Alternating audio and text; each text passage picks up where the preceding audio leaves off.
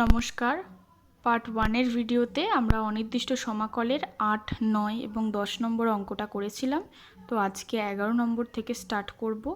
কি রয়েছে, dy dx equals to root x দেওয়া আছে, y ইকুয়ালস টু 3 যখন x ইকুয়াল টু 4। তো আমরা ইন্টিগ্রেশনটা স্টার্ট করব। প্রথমে বাও দিতে পারি, অ্যারো দিতে পারি। dy সমান কোনাকুনি গুণ করব রুট এক্স ডিএক্স। ইন্টিগ্রেশন চিহ্নটা দিয়ে দেবো। ডিওয়াই এর ইন্টিগ্রেশন হয় ওয়াই, রুট এক্সের ইন্টিগ্রেশন রুট এক্স মানে হচ্ছে এক্সের মাথায় হাফ ডিএক্স। পরের লাইনে যদি করি, y equals to x to the power n plus 1 ছিল, তাহলে half plus 1 by half plus 1 plus c, যেহেতু হয়ে গেল এখানে সি সমান হচ্ছে সমাকলন ধ্রুবক,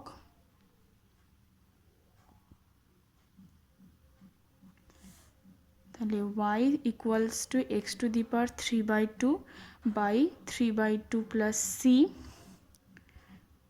y ইকুয়ালস টু 2/3 উল্টে গেল x to the power 3/2 plus c. এখানে যেহেতু দেওয়া আছে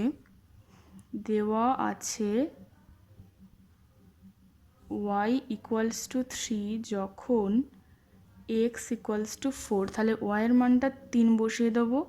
2/3 x এর মান আছে 4 to the power 3/2 plus c.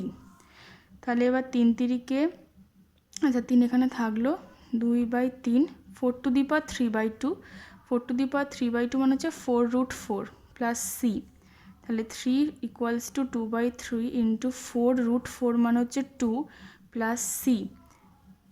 তাহলে 3 ইকুয়ালস টু 2/3 ইন্টু 4 দুগুণে 8 প্লাস সি। তাহলে 3 তিরিকে 9 সমান 16 প্লাস সি। তাহলে 9 মাইনাস 16 সমান সি। অতএব সি সমান 9 আর 16 বাদ দিলে 7, তাহলে -7। আবার এই 1 নম্বর ইকুয়েশানে এটা লিখে দেব। তাহলে 1 নম্বর সমীকরণে সি এর মান বসিয়ে পাই।